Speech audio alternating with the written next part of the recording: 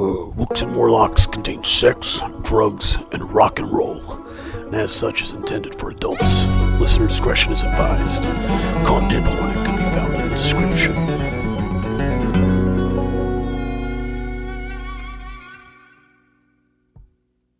What it is, what it do. Xantog the Mike Hog is coming through. Looks like the Happy Tricksters have become some shitsters. Let's hope Jolene doesn't mind a barroom back alley brawl.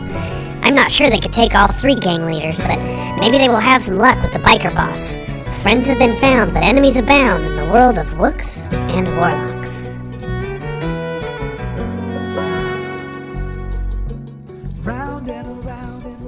Hello and welcome to Wooks and Warlocks, a role-playing tour through the summer of love. In this podcast, we will be playing out a story of adventure and magic using dice and skills to determine the outcomes of our actions. My name is Trey Miller, and I will play the role of Game Master for this journey. I am joined by three of the finest folks to roll the dice. Please introduce yourselves and your characters. My name's Anthony Ryan. I'll be playing Xantor the Bugfolk. My name is Jessie Bennett. I will be playing Granny Glenda. She's a half-orc, half-foxfolk rogue fighter. My name is John Lombardi, and I'll be playing Elijah Woodstone, the Elkfolk farm wizard. When last we left the Happy Tricksters and company, Trace Kinos and Harry Frills had been returned to the part of space-time that they had left, as though nothing had ever happened, and yet forever changed they were, equipped with new alien technologies and burdened by knowledge of universes beyond this one. Granny Glenda, Harry Frills, Elijah Woodstone, and Xantor, along with Drake Farkslot, now larger and winged, reunited with Owlsley, John Paul, Penny Lane, and King Kenzie. The crew decided to celebrate their defeat of love and lust and the apparently harrowing experiences of Trace Kinos by having a bite to eat at the Rooster Ranch, owned by the voluptuous platypus woman Jolene, whose flaming locks of auburn hair turned the eyes and hearts of many men. Seemingly Harry Frills, who was a regular here at the Rooster Ranch, he led the group in, explaining that the Full Nude Cafe was a place of imbibery and joy and a source of employment and entertainment for the good folk of Yamaya. While feasting on buffalo wings, chicken tendies, and all earthly delights, resting their heads upon the pillowy breasts of dames and sex workers employed by the proprietress Jolene, the crew noticed an odd bunch at a table nearby, claiming menacing intent towards the Happy Tricksters and Trace Kinos.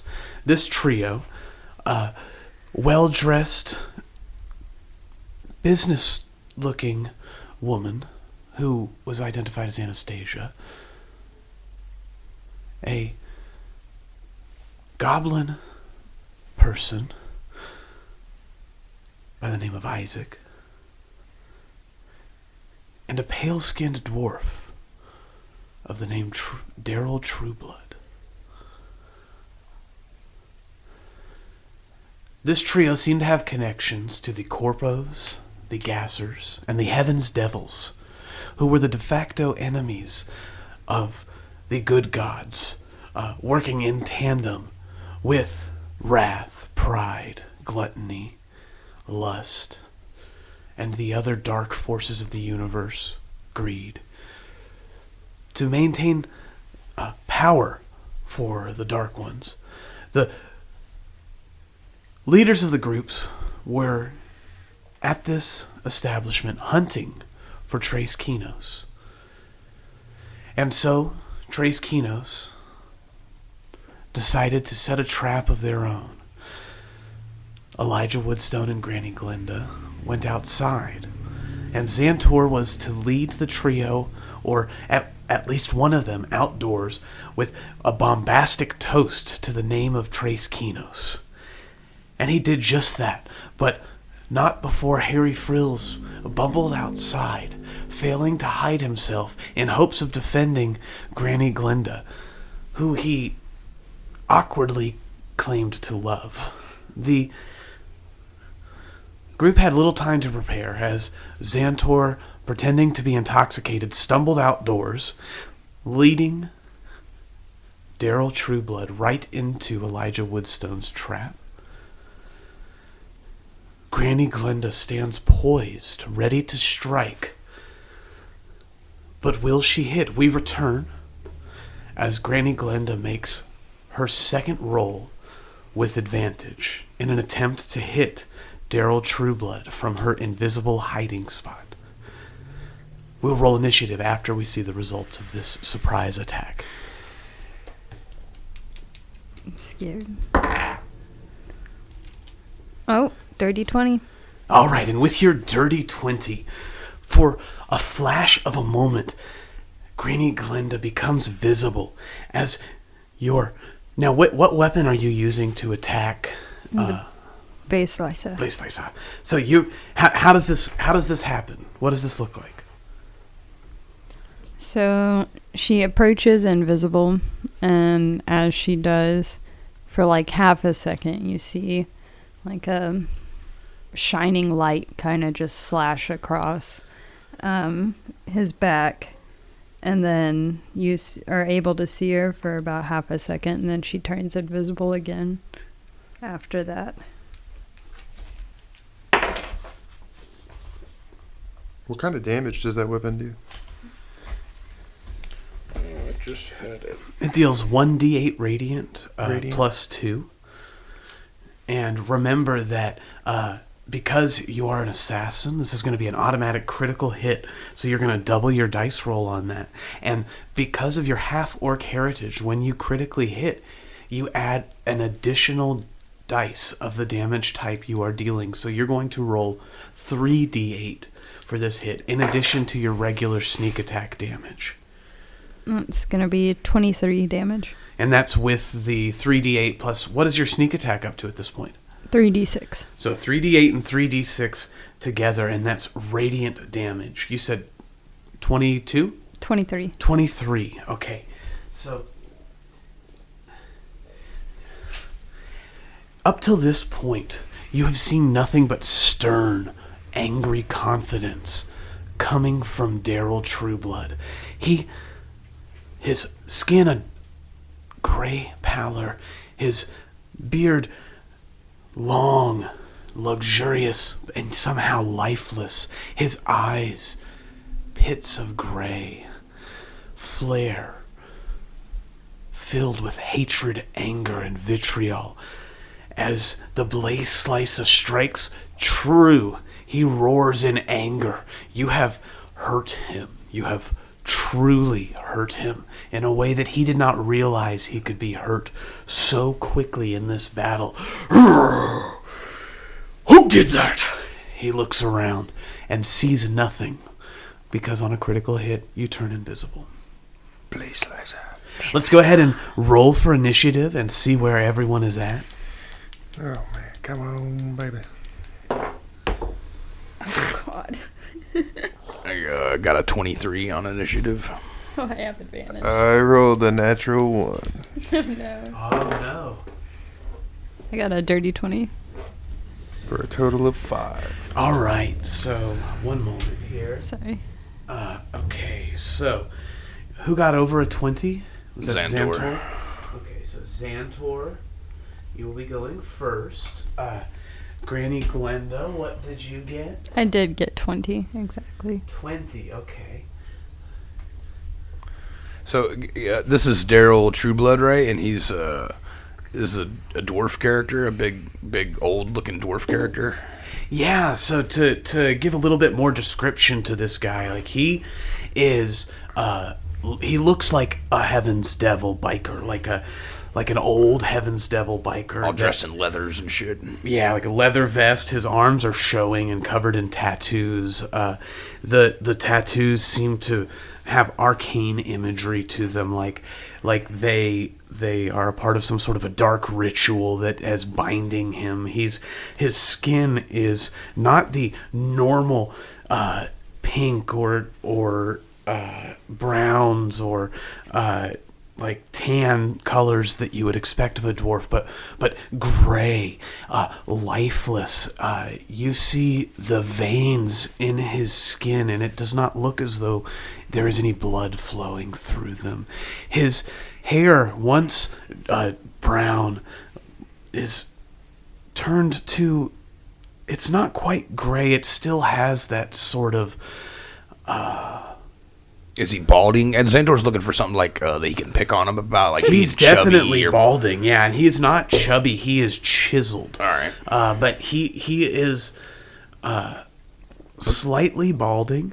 Kind of dead look. Like, okay, so I imagine, because Xantor didn't make his hide check, so I think he's like, can he see like what Granny did, and then saw Granny disappear, and then saw Daryl get all like pissy about it? Do you think Xantor saw all that stuff? Yeah, well, roll for perception. As we start this out, we'll see what all you're aware of, because she is invisible to everyone. 15. Yeah, with your 15, you're aware of the situation. You know what Granny does. You know that she has become one with the shadows and sort of comes in and out of reality like that. And so that's not too much of a surprise for you. I will say, as you're taking stock of the scenario, Daryl, his eyes filled with fury, is going to look towards the one person that he can see, and he is going to say, "You." Who, me? Me? You little fucking baby? What? Are you talking to me? He looks past you. You look hurt. To Harry Frills. You look hurt. What just happened over there, buddy? Are you talking to me?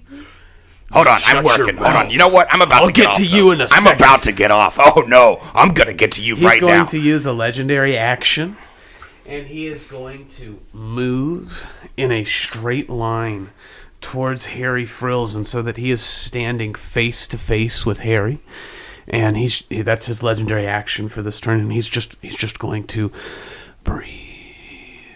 It is now Xantor's turn. Where's Harry in relation to Xantor? Are they like close to each other? Yeah, so you guys are, to kind of describe the scene a little bit better, this is an alleyway, like, well, it's not so much an alleyway as it is the backside of a restaurant that is in it's a country sort of area. I mean, it's beginning to develop, and in the distance there's some small buildings, but for the most part you're at like a truck stop style diner somewhere off the road just outside of Yamaya, still within city limits, but it's more rural here. You've passed cow fields, you've passed your classic country accoutrement. The blank wall of the building behind you is brick and stucco. It looks to be made of strong wood and stone material. There is a field behind you, but it is dark and you cannot see what is in that field. Okay. Kind of nighttime-ish? Yeah, it is nighttime. Okay. A couple dumpsters back there. There's dumpsters that I pallets think or you're in something one like of that. them's pallets. There are like milk crates that somebody might sit on. You see a pile of cigarette butts by the milk crates. This is where somebody takes their smoke break. All right. It's like the back of a restaurant. So Granny disappeared. Elijah's hidden. I'm hiding behind the dumpster, I think, is something like that. Me and Xantor and the detective, Harry, are all, like, visible, and in fact, this dude, Daryl, has rushed up on Harry, right? Yeah, he is on Harry right now. He's, like, ignoring you. And Xantor's gonna, like, literally, like, go rush up, like, right behind him, so that, like, me and Harry are, like, have this dude sandwiched in between us, and, like, yeah, he would definitely pull out his shotgun and, like, shove it into his chiseled little side rib cage. In his obliques. All right, right, so you're going to move up. Let's say that you're probably about 20 feet from him. Well, now that he's moved, we'll still say 20 feet because he's moved up closer to you and then past you to get to Harry. Can I do a dash to make it like You don't have faster? to dash. There's no your movement speed is probably 30 to 40 feet per turn, and he's 20 feet from you, so you're gonna get to him. If you use a dash, that's your whole action. Yeah. He moved a lot faster than me, though, right? With his legendary action. Yeah, that would say it's like a blink of an eye. He's moving so quickly that it's hard to keep up with. So Xantor attempts to imitate that, but obviously fails because he doesn't have a legendary action. Yeah, so you could dash and use your action to try to move quickly, but then you would have lots of leftover movement and would not be able to shoot him with your shotgun. That is an option that Xantor has. Yeah, that's what he wants to do. He does not plan on shooting this time. He's just into the intimidation game, so he dashes up behind this dude as quick as he can, which I think doubles your movement speed, so it's pretty impressive. That's right? true. It does. It's impressive, and it takes your action for turn, so there's nothing else you can do. But because you run up on him so impressively, we'll let you get a chance to roll for intimidation. Well, he's gonna. What he wants to do is pull that shotty, shove it into the rib cage, and then with one of his top right hands, kind of pat him on the head like a good boy and be like, "Calm down, good boy, calm down." All right, roll for intimidation. All right. Shit, Xantor is not good at this. 15, and I think I got advantage when I'm seen on intimidation. Or no, that's deception. That's deception, and yeah, so he's intimidated. He's like, what's going on? He makes like a Crocodile little hunter. bug sound. He's like resisting and struggling against you hitting him, and he does not like you touching him or having the gun against you. He's going to push the gun away and just sort of turn around, and he's taking his eyes off of Harry for a second, and he's going to look at you. He said, "I said I'll get to you in a second," and he's going to make an unarmed attack against you. Let's see here. Does he hit? All right. Does a 25 hit? Yeah, definitely. He's going to strike out at Daryl, and that's going to... Or Xantor? Xantor's going to strike it. I'm sorry. Daryl is going to strike at Xantor, and Xantor is going to take... Oh, my goodness. That's going to be 11 damage. All right, so it hurt. It hurt. Yeah, and it's it's a punch, but it is harder than any punch you have ever felt. Yeah, you hear it's the air that. going out of his lungs a little bit. Granny Glenda, it is your turn. My God, Xantor, you should just calm down and know your place sometimes. Should I take We him got out to him. save my life? Yeah, we got him. We got him. So Granny, still being invisible, is going to go on one of the open sides of Daryl and actually stab him in the rib cage where Xantor was trying to shoot him in the rib cage. And your invis, too. Is this another, sneak attack? It would be a sneak attack, yes. Does a 17 hit? It would not be an automatic crit, but it would be a sneak attack. A 17 hits. All right. For those of you keeping track, a 16 did not hit and a 17 did. Oh, yay, an 8. All right, and remember to add your sneak attack damage. Yep.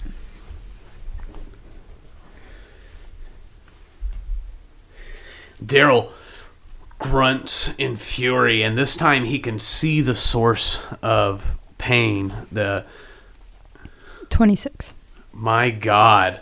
A burned hole in his flesh is seared. It is as though you have cut a tube-shaped indention into his side. You don't manage to stab him. His ribs push away the radiant energy, and boom, the whole side of his right side is just gaping, and where you would expect to see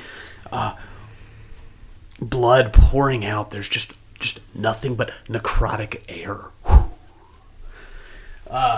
Let's see here. I miss the red water. So that was 24 damage. Is that what it was? It was 26, 26.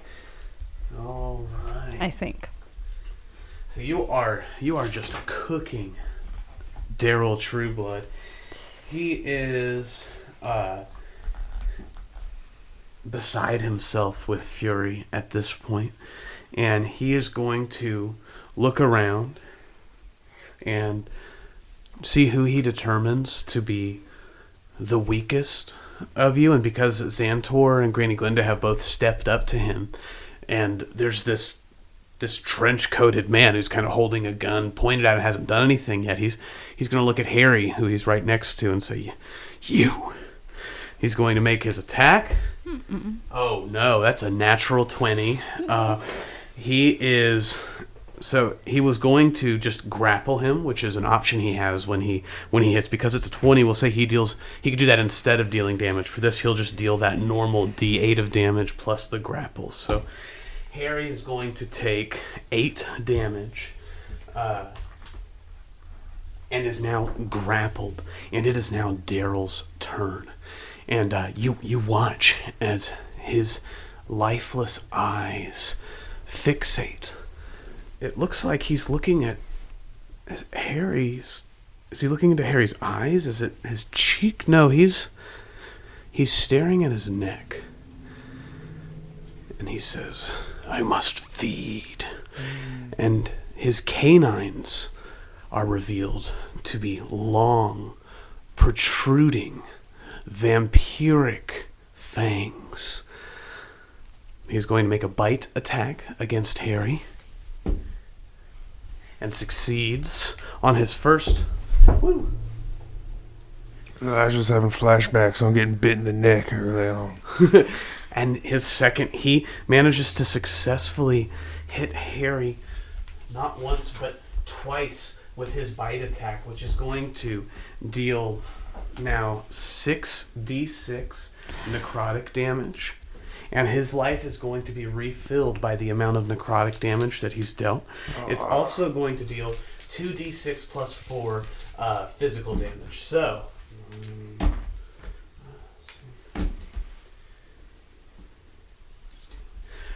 Harry's going to take 22 necrotic damage, and Daryl is going to heal for 22 health. Harry also takes 15 piercing damage from the bite attack. So he's like, "Oh, fuck me! That's not good!" Oh, and he is visibly pale as his very life force has been sucked from him. His maximum HP has been lowered by 22, the amount of necrotic damage that he's taken. And you see Daryl just a bit of vim comes back to him, and you can see Harry's blood begin to pump through the paper-thin skin. You can see its veins bulging with foreign blood as he processes Harry's life force. It is now Harry's turn, and he's tired. He's sickly. He's like, "Oh, fuck me. Oh, I got this." And he's going to, I gotta get away. I gotta try to get away. And he's going to try to attempt to escape the grapple. Unfortunately, he rolled a 9. And Daryl rolled a 13. So he does not get away. And he's like, this ain't it for me. No way. And he says, "I got the thrills." And he takes his pistol and points it straight up. He's going to take his 2 shots at Daryl Trueblood. He never makes his shots. Oh, he rolled 2 17s, and that's going to be 17 plus 4. Okay. So he hits with both of them. Let's see how much damage that's going to be. All right. So that's some pretty good damage there. He's going to deal 22 damage. Just kind of says, "Yeah, take it from me. I'll take it right back." And he hits strong, and you see Daryl is looking around him, frustrated and angry. It is Elijah's turn. Elijah, you are still hidden, so you will have advantage on any targeted abilities that you use this turn. All right.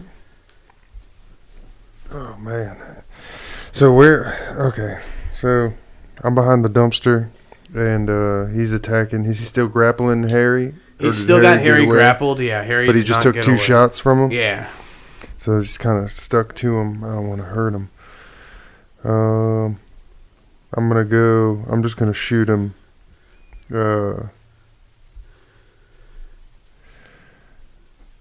Yeah, I'm just going to shoot him with my firebolt. All right. Out of my awesome metal arm. Give that thing a whirl. Like you said, I have advantage on the attack. It's got 120 foot range, so I imagine I'm within plenty of range. Mm-hmm.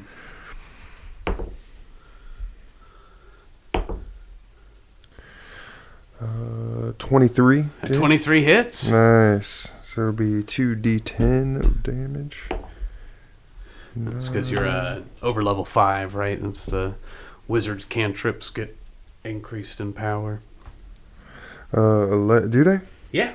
Oh, nice. As you level up, it goes up. It's probably already programmed into the app that you're Oh, using. that's why I did it. And then remember that you're able to add your strength modifier to attack cantrips that you use because of your Hat of the Spellblade. I believe your strength modifier is either a +4 or a +5. I think it's a +5. Oh, it's a +4. So that's going to be 15 points of fire damage. All right. He is smoking as you deal an additional 15 points of damage. He is looking around for the source of it and realizes that you are shooting fire at him from the dumpster. He makes eye contact. And for sort of like a effect / a bonus action / intimidation, I'm going to cast Dragon's Breath on myself. Okay. And it's going to like my hand's going to be out from where I just shot the fireball. And then like Iron Man style, you're going to see like my hand start to like shift and transform, and it like becomes the shape of like a dragon's head with like Perfect. a like That's fiery great. orange glow in its mouth. That's great. So that's going to be the top of the next round, and he is furious, and he has Harry grappled, and he is looking a little scared, and so all that he's going to do is look down at his quarry and say, "It had to be someone." And he's going to once again make his bite attack. You stop biting my friend. Is his turn again? It's his legendary action, and for 2 legendary actions, he can use a bite. So this is going to be 2 of his 3 legendary actions per turn, and he once more siphons the life force out of Harry Frills. So this is going to be 3 d6 necrotic damage. So that's going to be 11 necrotic damage. And, oh no, 10. So, hold on. Here, let's just see. The thrills. We're gonna lose the thrill. No. No. Okie dokie. So Harry is barely holding on to life. He is drained. He is beaten. His blood is dripping down his chest from where he's getting continuously ripped open by Daryl, who's just recycling his life force in an attempt to evade death himself. It is now Xantor's turn. He is intimidated by you, Xantor. Yeah, he fucking should be. Xantor's gonna... But Xantor's really like... Xantor loves Harry, and he's like... He forgets his name, but he knows he's the detective, and they've got, we've got history together. The dames, all this good shit. So he wants to save Harry, man. He wants to do 2 things, and you, DM, let me know if he can do this. He wants to do Cure Wounds on Harry, and he also wants to stab Harry with that rhino serum that he got back at the junkyard, and just see what happens. I mean, he doesn't really know, but he's always been a little scared to try it on himself. And like, hey, man, we're about to lose Harry, and the rhino serum is what the rhino dude used to be huge and powerful. And if anybody needs help right now... Sure. So the Cure Wounds, you have an option to use that, and then you'd have to use an action surge to try the other thing, and then you'd make an attack. I don't think that Harry would be willing to be stabbed with the random drug that you got from his arch nemesis. Can I ask him? Be like, Harry, I got something that might help. Fuck no! What are you talking about? That shit from the fucking from Tax? Yeah, he's holding like an old rusty needle thing. So Just use cure wounds. Did you use cure wounds already? Like, let's go ahead and use that spell and see what happens there. Consent. Harry's like 1d8 plus 2, an extra 5. So he heals up for 5, and like he's not, it's not much, but it's a little bit. He's off of death's door, so to speak. I mean, you don't want this? And Xander's holding his the needle. eyes go wide, and he just shakes his head. He's like, I don't want no part of that tax shit, man. That's Xander's- all you. If you want it, that's you. Yeah. He shrugs. He's like, all right. And like hits it right in the neck. Oh, you put it in your own neck, but you're Yeah. action surging to do that. Yes. Okie dokie. So this has some results. You're going to immediately take 1d12 damage to your max health. Do I get to roll that, or is that? Yeah, you can roll that if you'd like. I didn't see this coming. This is. Let me finish getting. I was in the process of trying to find Harry's HP. So let me do that. All right. You said I go ahead and take that hit for the health. Yes, you take 1d12 permanent damage. This is going to be your max health goes down by 1d12. Max HP. Then you're going to take 1 level. You're going to level up in Barbarian. And you now have 1 level in Wild Magic Barbarian. Okie doke.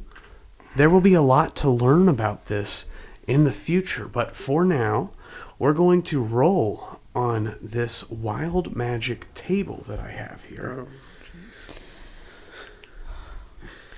Elijah sees him stab himself in the neck and is just like, fucking awesome.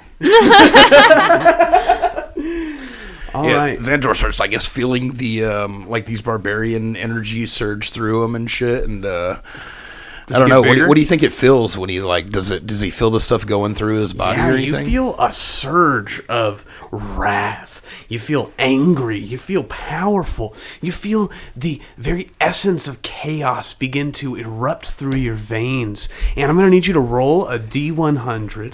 That's great.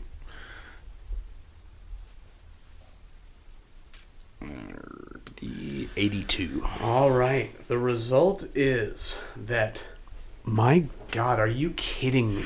Of all of the effects that it could be, 82 says you can take 1 additional action immediately. So your wild magic manifests as a chance to essentially action surge for a second time. The split-second decision that you've made to inject yourself with this mysterious serum gave you a surge of wild magic energy, and the result is that you are able to act 1 more time this turn. He's definitely gonna like try to shoot the Black Betty, the shotgun at Daryl there. Headshot if possible. I know he's pretty close. So to make a targeted attack, you're going to be attacking at disadvantage, or you could make a regular attack without targeting.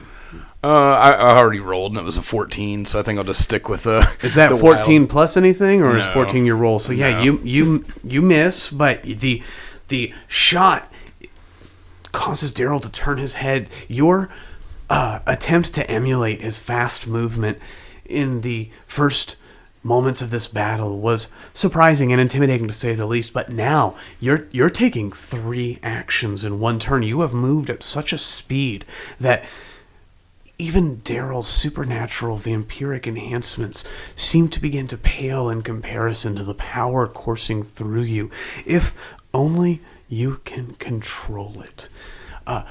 For these first rounds, as you begin to step into your role as a wild magic barbarian, and as you grapple with the curse that has been set upon you to cause your health to decrease, we are going to each turn for the next minute, so for the next 9 turns, roll on that wild magic table.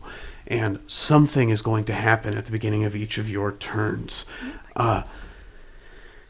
You see that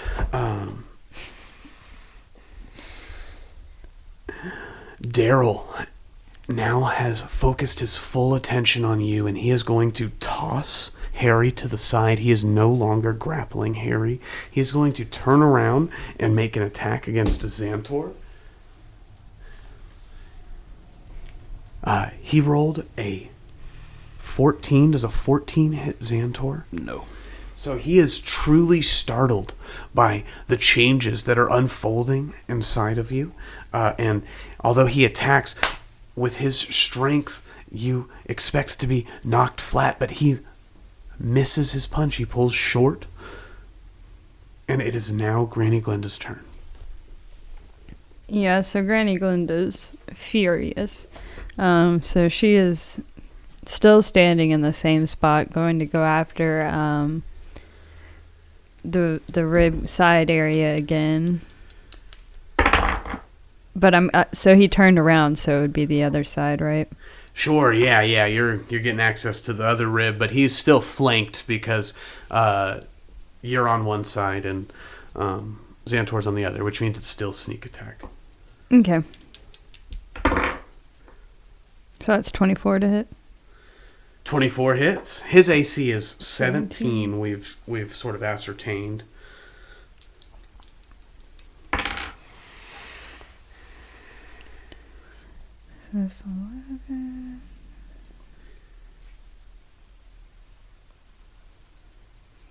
So that's 24 damage. All right, he is feeling it. Boiling. He is. You see him looking down at his burnt side in surprise, like he's surprised that he's still burnt on his right side. He looks to his new wound on his left side. He feels fear, and it is evident in his posture. Daryl's beginning to realize that he might be a little outmatched for the whole group at once. He is going to look towards Xantor, who he has in his sights. He's going to look towards Granny Glinda behind him. He's going to look around for the mysterious assailant that is coming after him from the dumpsters. And he's going to realize that his best chance at this point is going to be to try to escape. And he is going to use his turn to dissipate into a cloud of mist and begin to float away. He makes it about 20 feet. He is 10 feet in the air and about 10 feet from where you last were. It is now Harry's turn. Harry is going to look towards the mist. You don't get away that easy. And he's going to pull out his pistol. And you see him reach into his pocket. I knew I was saving this for something. Hopefully it's a healing potion. And he's going to load in a special round into his pistol and take a shot. His name. He hits with a 24. And a explosion of fire erupts around the spot where Daryl Trueblood was attempting to get away, and you hear a thud as his body falls to the floor, charred and crisped. He is not dead, and he continues to attempt to crawl away. Elijah, it is your turn. All right. I have my my dragon cannon loaded, but as I see him trying to get away, I'm gonna reshape it. It's gonna transform back into my hand, and then I'm gonna put my hand on the ground.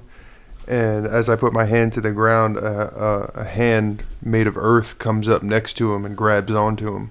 All right. Does he need to make a saving throw for Yeah, this? it's a strength save of 17. So he rolls an 8 and fails, and you're going to force him to use another legendary resistance. Your hand circles around him, and in response, he is going to burst back with his left arm from his position on the ground. He's going to flail out with his right, and the stone hand that has grasped him, one finger at a time, poof, is blasted to pieces, and he's going to continue to crawl away. Does he still take the 2 d6 bludgeoning damage though from it? What just happens? doesn't, like, what it- happens if he succeeds at the thing? Is it half damage? Let's see. It doesn't say. What's the? Is it say if it doesn't say, then he probably doesn't take damage. Yeah, on he a might not. Successful saving throw. But you're okay. So you're he burning resisted through the his whole thing, legendary not just the resistances. not just the part that held on to him. He Sure, like avoided yeah. the damage as well. Yeah, I think the way that a legendary resistance works is that these boss level enemies, they usually have 1 to 3 of these. Daryl has 3. They can, any saving throw that they fail, they can automatically choose to succeed it. So if he would not have taken any damage if he had succeeded, then that's how we treat it, is as though he succeeded the roll. All right. It says as an action, you cause the hand to crush the restrained. Okay, I have to make you restrained first. So yeah. Okay, never mind. There is like on a success or on a fail, but that's like in the after you've been restrained once. So on the initial, yeah. So you're right. He just breaks free from it. Doesn't take any damage. So as we are now back to the top of initiative, and we are into a new round, and his legendary actions have reset again. He is going to use a legendary action to move his full 30 feet, and he is in full stride at this point. He struggles to one knee, then gets to his feet. He is moving, and he is beginning to escape into the shadows. You see him try to disappear behind the kitchen equipment and pallets and milk crates stacked behind the Rooster's ranch. It is Xantor's turn. You cannot see him, but you know the direction that he's gone. I'm just gonna look at the party and check with them to see if they want to chase this bad boy down. Like, Harry, guys, what are we doing? We getting this son of a bitch? Cut his Bro, legs I am and no arms fucking off. good. Whatever you guys do, you're gonna have to leave me here or something. I don't think I could. I just need a second. But if anybody can kill him, and he's gonna look up at Glenda with a twinkle in his eye, I'm sure it's you. I know you could take him out. Don't let him get away with this. And he coughs up a little bit of blood into his trench coat. Everybody roll for perception. Oh my god. I don't think I have any healing potions, but I would. If I did, I'd just drop one and go run. I perceive nothing. I rolled a natural 20. I perceive everything. With your natural 20, you notice that there's several bite marks on Harry's neck. The sort they look like snake bites, or if you've been around the block, they look like vampire bites. And there's a strange, colorless tendrils going out into the pink of Harry's flesh from the location of the wounds. I rolled a natural 1, so I got something in my eye. Yeah, you're sneezing, and you sneeze, and there's so much snot, and you try to wipe it off, and it gets in your eye, and now you have a spider web of snot coming off of you. Yeah. That's really gross. So I have a slow ability on my crossbow. If I hit a creature with a crossbow bolt and deal damage, I can reduce its speed by 10 feet. So if we're trying to catch up to this guy, I can chase him, shoot the bolt, and yeah, I'd like to do that. All right. He is only 30 feet away from you guys. He is in the shadows. So you can move in. Do you move your full movement in the direction that he went? Yes, sir. As you move past the pallets and dumpsters and the grease traps, you find a less illuminated portion, there's the only light behind this building is really the one light by the door. The rest of the back is quite dark. You have a bit of night vision as a bug folk, dark vision as a bug folk, but so as you advance, you see his tracks on the ground. You see he must not be too far. Up and to your left, roughly 20 feet in front of you, is Daryl Trueblood, looking anxiously over his shoulder to see if he is being pursued. Are you going to make an attack? Yep. Yeah, I'm going to aim the crossbow at him. Alrighty. Your goal is to hit 17. 29 will do it. Alright, and so you hit him, and is this with your slow ability? What is this? Mm-hmm. Yep. Is this a spell? Yeah, this shot, it does 9 damage, but I would like it to be non-lethal if he's on the verge of death. I don't know. Okay. Maybe I'll pull out one of my blunted bolts. Shoot him in the butt He's cheeks. not on the verge. Okay. Shoot him in the butt. Yeah, aim for the butt cheek. Yeah. Right through those little assless leather chaps. He's wearing those, right? We Like, talked about yeah, that. like you're trying I'm to trank sure. something. Like Little hairy dwarf, you know. tranking a little gorilla. Yeah, so you hit him for 9 damage, and then does he need to roll a saving throw on this slow? It doesn't say so. What just does it says, say? let's see. Slow light crossbow. If you hit a creature with light crossbow and deal damage to the creature, you can reduce its speed by 10 feet until the start of your next turn. Great. If a creature is hit more than once, then this property, the speed reduction won't exceed 10 feet. Okay, so you can only do it once, but you've done that. You Yeah. have successfully lowered his movement speed by 10 feet. He's Which crawling is evidently a big deal. like a little bit. So does that give me that barbarian, does that give me another action? It does not give you enough. Oh, we do need to roll on your D100, though. I forgot that you did crazy drugs. So let's go ahead and roll like on the shade. D100 to see what happens before you make your attack. So this happens before your attack. 26. All right, a 26 is... Like crack the handle on your crossbow. You're gripping it so tight with your barbarian madness. So this actually would have been really great, and we'll retcon it to say that this is how you found him. 26, an eye appears on your forehead for the next hour. During that time, you have advantage on perception checks that rely on sight. And so you now have an extra... He starts like touching it and kind of feeling it. He thinks he's like, oh, he's freaking now with all the alien stuff, and he's just having a rough go of it right now. So you got an eye growing out of your head. You are moving faster than normal because of the wild magic surging through you. You have successfully hit your opponent with this slowing bolt, and he is obviously moving slower, but he is still moving, and this time he's going to move 20 feet, 10 feet away, and then 10 feet around the corner on the side of the building. He is moving towards the front parking lot. Granny Glenda, it is your turn. He has used 2 legendary actions and has 1 remaining, and he has used 2 legendary resistances and has 1 remaining. Okay, so I'm going to run up on him. He is 50 feet away from you at this point, so Okay. you're able to move whatever your movement speed is, but it's I can likely dash as my bonus action. Great, there you go. So I'll do that, and then I run up on him, hit him with the base slicer. So you run around the corner, and as you round the corner to attack him with your Blaze Slicer, you see a second altercation happening in the parking lot. You hear a voice, familiar but new. Now y'all stay the fuck out of here. The Roosters Ranch ain't gonna have no part in this.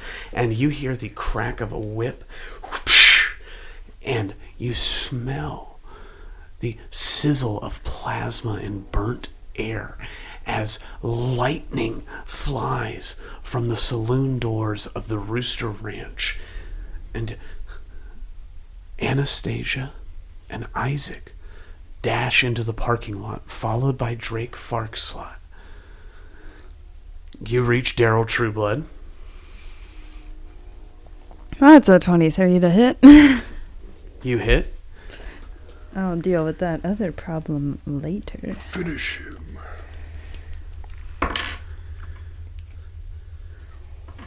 So let's see.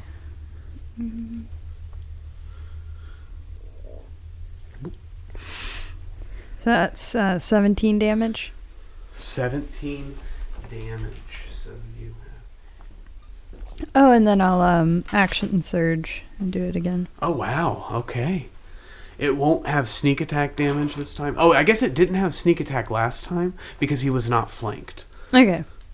So what would that damage have been without sneak attack? It would have been 7 damage. Okie dokie.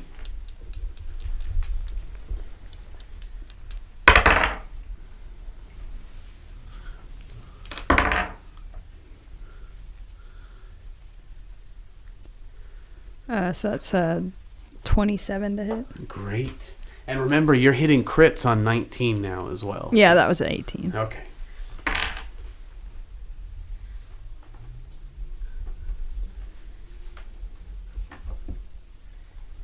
That's 11 damage on the second attack. All right. For those of you keeping tally, you guys have, even with his healing, or considering his healing, you guys have dealt exactly 100 damage to Daryl Trueblood. Oh, wow. Just sort of kind of fun, you know. So it is now Daryl's turn, and he is going to once more just take off. He is moving as fast as he can away from Granny Glinda. You're going to have the chance for an opportunity attack as he moves away. That's what I wanted. Come on, natural 20. Get a little stabby. Oh no, natural 1. So you go to strike at Daryl with the Blaze Slicer, and as you swing, something malfunctions in it, and there's a hiccup, and you swing right at him, but the blade disappears for a moment, and then reappears as your strike passes his vulnerable areas. He is able to run 20 feet to get away as his legendary action. He uses his final legendary action, and then he is going to turn into mist once more and dash 40 feet to reunite with Isaac and Anastasia. He returns to corporeal form and looks to his companions. This is not the time. We need to go. You see them as a group look towards the limousine in the back. Anastasia is going to eye Granny Glinda and use a legendary action to cast a spell. She's going to cast Wall of Fire, blocking the passage of Trace Kinos as she attempts to escape to her tricked out ride, and allowing her companions to do the same. You guys have one round to attempt to interact with the trio before they will make it to their escape vehicles. Is there anything you'd like to do? Can we see them? You see all of this, everything I just described. Well, if you've rounded the corner, have you... I guess only Granny Glinda's rounded the corner, right? So far. So, yeah, Granny Glinda has rounded the corner. It would be Harry's turn. Harry is he's dying behind the building. And Elijah, you have the next turn. All right. Once I get that snot cleaned up, I'm going to run around the building, use my full movement to get as close as I can. And if Granny Glinda lets me know that they're heading towards the vehicle, am I within 120 feet of them? I guess we can say that you could move your full movement, or you could move your full movement without dashing, and that would put you within 120 feet of them. Yes. All right. I'm going to try, if they're all together within 20 feet of each other, I'm going to cast hit the ground again and cast it looks like I punch into the ground, and as I punch into the ground, like a 20-foot cube around underneath them jettisons out of the ground. Okay. And just punches the shit out of all three of them. And do they have to make a saving throw for that? It's a dex save of 17. All right. So they are Yeah, they each fail, but being that they are boss level enemies, they do all have their legendary resistance, and Daryl is going to use his final legendary resistance to this thing happens, and you just, the way that it looks to the onlookers as though Anastasia, Daryl, and Isaac have fused their magic powers together, and just a sphere of energy protects them from your stone attack. And Daryl growls, "I can't take much more of this. We gotta go. We gotta go now." And he is going to move as quickly as he can towards his chopper. Isaac is going to go with Anastasia towards the black limousine with the bullhorns on the front. It is Xantor's turn. How do you react to them fleeing from Trace Kinos and the Happy Tricksters and Jolene and her dames? Xantor would like to wait until he sees the inside of one of these vehicles. Assuming it's less than 90 feet away, he'd like to summon a badger inside that vehicle. Yes. And just... Yeah, so you hold your action until Anastasia and Isaac reach their vehicle, throw open the doors to their limousine, and signal to the driver to take off. And at that moment, you summon a honey badger into their limousine, which begins to wreak terror. You hear Anastasia yell, "Oh my God, Isaac, get this thing the fuck out of here!" And Isaac yells, "Oh no!" In traditional goblin fashion. Granny Glenda, how do you react to the fleeing Gasser, Corpo, and Heaven's Devil leaders?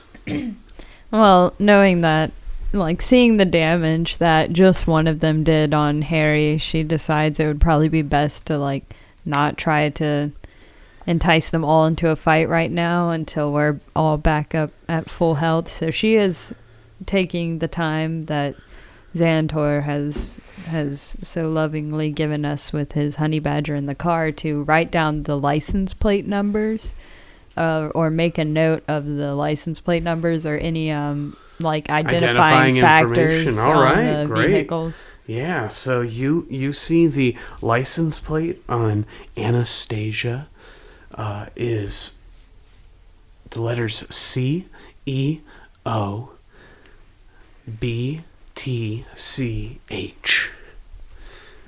And you see the letters on Daryl's motorcycle are 69420.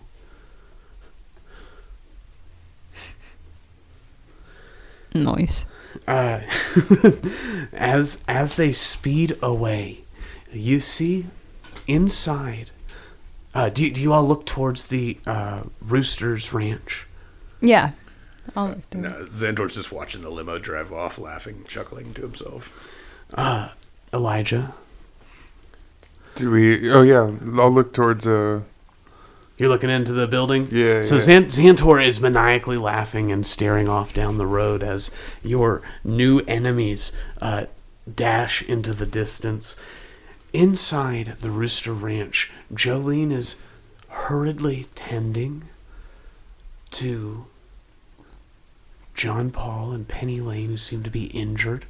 Owlsley is fussing and oh no, and you see that King Kenzie is once more fit with despair and is rocking on his heels in the fetal position as his friends suffer. He occasionally attempts to work magic on them, and then it seems as though he is unable to heal them all the way.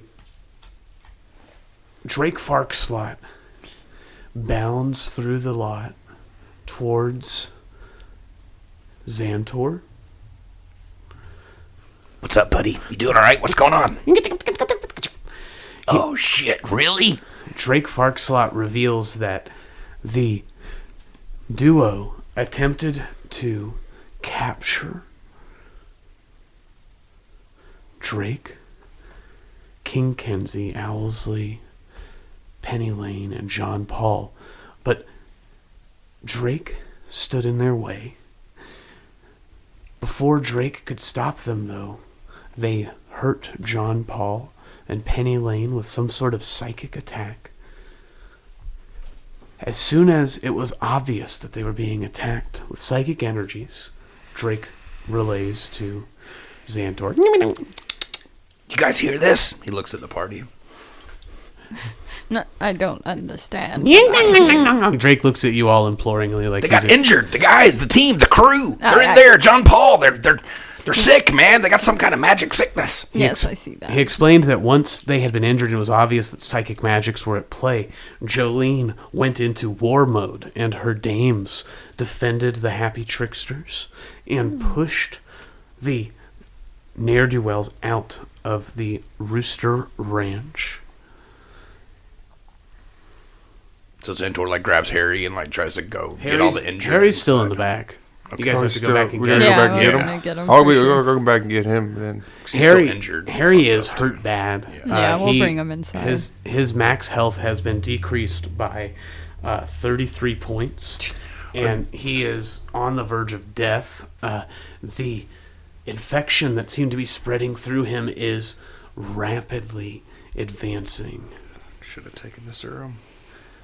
Maybe we can suck it out like they do Oh, with that's those right. snake bites. Would you, while we're contemplating all of this, Xantor, it's obligatory that you roll your wild magic. Oh, yeah. And let's see what happens, because we technically had 10 minutes of that, and so we have missed one trigger. Just random shit. 64. So with your 64, we... Magic's the best. While you're laughing maniacally and talking with Drake, a cloud of fog forms centered around you in a 20-foot radius. As you process what Drake is informing you, and the rest of the crew moves towards the building to see what's going on with your friends, roll one more time on this wild magic table to see what happens. Still have that eye in the center. You of still have the eye for an hour. Okay. 93. Xantor farted a cloud. With your 93, you become athletic. You have advantage on all strength, constitution, and dexterity checks for the next minute. And so you feel overwhelmed with power, just continuously, like it is ever advancing. You think you've reached the height of your new abilities, and you continue to grow. It seems as though you will never come down from this cloud of power. Do you all move towards the Rooster's Ranch? Yeah, is Xantor like backhand salts towards the Rooster Ranch? Sure, let's roll an acrobatics just to see how good those are. He's feeling a little frisky, you know. And you have I guess we need advantage. to go in there and get King to go and help Harry. We're gonna bring Harry inside. Yeah, you guys. Okay. I forgot you guys were out back with Harry, so you've got Harry, and you're Coming bringing him back back inside. around the front. Yeah. Got an 8 on that acrobatics. So even with advantage, No, you let's have check it with advantage. Yes, a little bit better. 17. Yeah, with your 17, you trip up at first, but then you manage to just go into like a perpetual roll, like you're just springing and cartwheeling towards the building. Harry is stumbling behind you, like, man, he just seems like he's feeling good. I do not fucking feel good. Come on, Harry. I feel fucked, man. I'm fucked. He's like really. You took that serum. Yeah. Jacked right now. Yeah. I wanted to give it to you, bro. I mean, it's pretty cool. You never know. We don't even know what's happening to you, bro. I know get you you. feel good now, but oh god, I don't feel good. Let's go inside. I think I need King's help, man. I need like a priest or something. I feel something dark is happening to me. I'm hungry, man. I don't know. Dames, get this man a sandwich. He's been injured. So you bring him some food. Well, I'm hollering at the dames. Oh, the dames like look at Harry and he's like fucked up, and they're like, oh, yes, of course, and they're going to bring him over a sandwich, and he's going to take a bite. I'm gonna tell King that that pale dwarf, and he had like fangs. He had like teeth. His teeth were long, and he bit Harry in the neck. He was a vampire. And was like draining his life. What was it? What? You? He was a vampire. Now Harry's a vampire. I mean, that's just how those things work out. Don't you know that, boys? Vampire. Perhaps it's not too late. Hold on. And you see King is going to rush towards Harry, and he's going to cast Cure Wounds on Harry, and you hear Harry squeal in pain. Oh! No! Don't do that! What are you doing, King? Why are you trying to hurt me? Was you using your harm spell on me or something? What was that? Harry's skin is now noticeably gray. Oh, no. I told you. I've heard about these in legend. He takes a sandwich and tries to take a bite of it. And he does. He takes a bite out of this delicious... What kind of sandwich is it? It's whatever the dames prepare for the day. I imagine peanut Roast butter or beef. jelly or some kind of Peanut roast butter beef. and roast beef. So Peanut butter and roast beef. He takes a bite. He's like, I fucking love these peanut butter roast beefies. They call them the... What do they call them? They call them a slammy jammy. I've been eating slammy jammy since I was a boy. It's my favorite. And he takes a bite out of it and spits it. He says, it tastes like fucking dirt. What do you feed me dirt for? Oh, I don't want this. I don't know. You got something like a really rare steak or something? I don't know. Like maybe like I was feeling like some protein. Dames, steak. Granny. Yeah, but don't cook it. Like, Yeah. give me some steak sushi. Granny Glinda goes to the kitchen and see if they have like a raw cow leg or something. Yeah, they totally. Well, you see what they have is like the buffalo wings. Like it's like the wing of a winged buffalo, All right. and it's had all the feathers plucked out, and it has not yet had the blood drained from it. It is utterly raw, other than it has been defeathered. Drop that in front of him. You carry this giant thing out. Harry goes, I don't know why, but it looks real good. And he's going to just start chowing down on this thing the same way he was the buffalo wing before. But you notice he's like, the way he bites it, it's a little different. He's not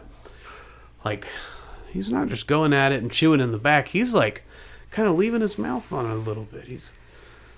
He pulls away, and you see his incisors are dripping with blood. The fuck, Harry? And long.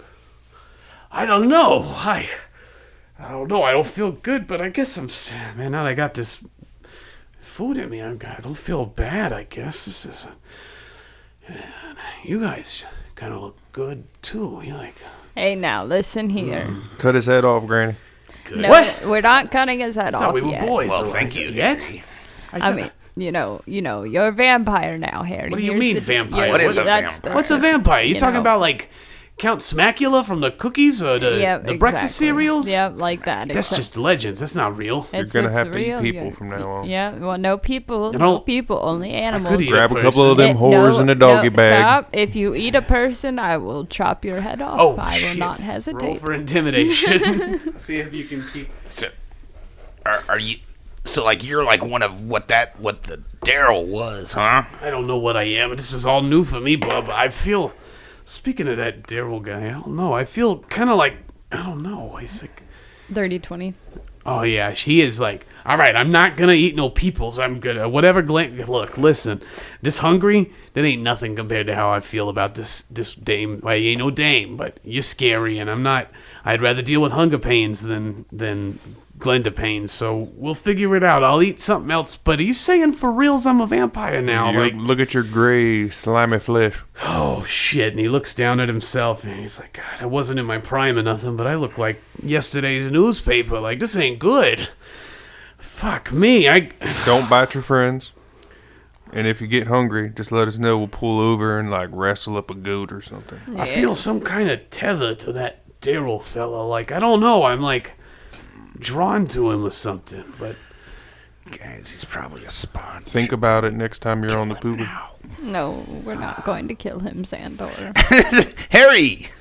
Looking good, brother. Xandor's backstepping out of the room. He's uncomfortable with all of this. So, He's going to go check on, like, John Paul and the other crew. So yeah, Owsley. here, you go check on John Paul and Owsley while Glenda and Harry and Elijah are kind of coming to terms with his vampirism. You see Jolene fussing over John Paul and Penny Lane, who seem to be in a stupor. They're dazed. They are breathing, but they're not. Their eyes are half lidded and they're kind of mumbling incoherently. You see King Kenzie. Oh, I can't quite seem to heal this. It's of the mind. They need more powerful clerics. It's fine, King. Step back. Let me give this a whirl. I'm a doctor, as you know. I know So you're not he a doctor. steps over and he tries to cure wounds on on Owsley or whoever. You cast it on Owsley, who's not hurt. Okay. Yes. And does any kind of sparkle or anything? You heal. Owsley is like, I am quite all right, Xantor. Focus your energies on John Paul and Yes. Penny Lane. Well, I'm out of spell slots. I understand. I too am burdened by my limitations. I believe they were hit with a stupefy spell, and no amount of. They just need a good night's sleep. There's some things only a long rest can heal. I say, hoo. And at that, Jolene says, "Well, y'all are welcome to stay here. We already had rooms worked out for you, and those." Well, it's my customers that got to you, and I don't know what in the heck in tarnations they were doing plotting against y'all here in my diner, but that is not what we are about here. They learned their lesson. I dare say they are not welcome back here. Y'all get yourself some rest, and I know you got to tarry on in the morning, but we'll set you up with some breakfast, and hopefully y'all's friends are feeling right as rain come morning time. Yes. I'm going to get me another plate of chicken tendies. Oh, the kitchen is closed after that romp, but I dare say you notice that, the guests that populated this place have begun to have left. It's. I'll take them raw or frozen. I'll just cook them myself with my flame hand. Well, I was gonna say it's past closing time, or it's not past closing time, and these people left full plates in the midst of the combat. They were scared, so there's full plates of food abandoned everywhere. I'll hit the scraps. So you just start shoveling scraps. Yeah. Says, my goodness, you must be hungry. Xantor will join you. This arm's taking a lot of energy out of me. Better that they don't go to waste, I suppose. Got to carb up. So you all feast on the leftovers. You tend to your wounded. John Paul and Penny Lane are put to sleep. King Kenzie is dour, but not quite as intensely depressed as he was when you arrived in Nehemiah, but he is heavy with the weight of his hurt friends. He glances towards Harry, who is sitting close to the fire, trying to get warm, but then when he gets close, he kind of shies away out of fear, and you see him using his trench coat to cover any of his exposed skin. From the fire? Just the from the light of the fire, it seems like he's tucking into the shadows, like he's trying to be close to the fire because he wants to be warm, but the light seems to really bother him. The night goes on, and Jolene goes to bed. The serving gals, the dames, the sex workers all go off to tend to anyone who's staying the night, who might wish for their services, and the happy tricksters begin to go to bed. Trace Kinos, you may do whatever you like. The night is waning, and it will be morning soon. I'm just going to pig out and get me a long rest. Me too. Couple of dames. Couple of dames. So Xantor's going to wrangle a couple of dames who are like, they look at you, and each of them has their own. My goodness, you saved that man, didn't you? That's nothing. Oh, There's my. There's nothing. You're from that band Trace Keenum. Please. I've heard of y'all. He I want to put- go to Valley puts Jam next one year and see finger you on play. each mouth. You get one for And your then with hand. the other hands, he like reaches behind their back and he's like turns them away. So you go off to bed with your two dames. On the house. On the I would- house. I was going to say on the Yeah. house. They're infatuated with you. They follow Xantor to bed. Harry is just sort of sitting in the shadows by himself. He can't sleep. He's going to just stay in the darkest corner of the room. Granny Glinda's gonna sleep and like near him, so that way she can like hear him if he tries to leave or do anything like that. So Granny Glenda's gonna like.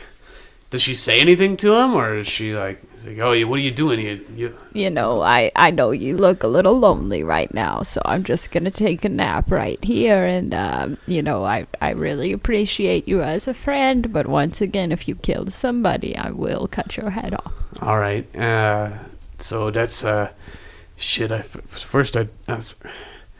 You said I was feeling lonely, and I was gonna be like, man, I think you need to like roll for deception or something. But then you said literally you're gonna fucking kill me, and I get it. You're just here because you want to. You're the safety net. I blew my chance, I shouldn't have. First I was like, oh, I love you, Granny Glinda. Then I was turned into a vampire. There's no way you're into me anymore. I mean, vampires are pretty good at sucking from what I've been told. Whoa, that was... And you see, like, he doesn't blush so much as he turns, like, blue. Like, it's a vampire blush. Like a bruise. He's like, yeah, he's like, oh, it was... All right, well, you trying to get some sleep. I'll keep an eye on you, okay? I don't know if I can sleep anymore, but I'm gonna try to rest. I'm gonna do something. And he's going to pull his hat low over his eyes and lean into the corner by the warmth of the stone. Although he cannot feel it, there's a familiarity to that warmth. And the sun slowly comes up and begins to fill the room. See, like, the light coming into the room, and, like, Elijah's just, like, face down on his bed, and it looks like the scene from, like, Home Alone when he had, like, in the hotel where he's just got, like, food all over the bed. He's just, like, on his mouth still. It's, like, a piece of chicken hanging out of his mouth. And we'll pick up there next time on the next thrilling installment of Wooks and Warlocks.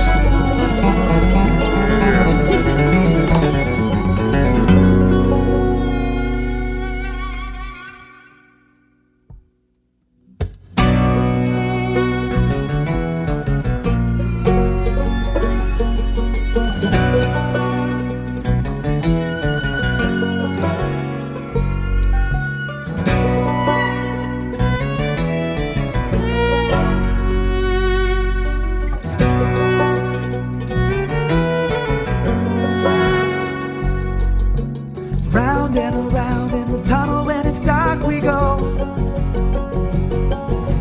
searching through the rubble for what once was spark like a shout in the night. And the sight of the past, it can fill us with fear all night, though we know the wheel comes back after time. Oh, sweet time. And the soul will rise from the ashes. We will climb as we shout into the night. Let no man mute my battle cry. Wooks and Warlocks features Anthony Ryan as Xanthor, the Bugfolk Ranger, Jesse Bennett as Granny Glinda, half Foxfolk Rogue, John Lombardi as Elijah Woodstone, the Elk Folk Wizard, and Trey Miller as Dungeon Master. Intro and outro feature the song Flight of the Phoenix by Tirefire. Recording and editing are completed in-house by the Wooks and Warlocks team, recording consultation provided by Adam Horwitz. You can find us online at Spotify, Apple Podcasts, YouTube, Facebook, Instagram, and Discord under the name Wooks and Warlocks. Links can be found in the description. If you would like to sponsor an episode of Wooks and Warlocks, please contact us at wooksandwarlocks@gmail.com. Thank you for listening. Dark clouds brewing a storm deep in the sky. Words spoken in anger, vibrate like a neon sign in the mind's eye, multiplied by time and time again. It's those we love that we lose when we struggle with what's inside, just hoping for hope, something to work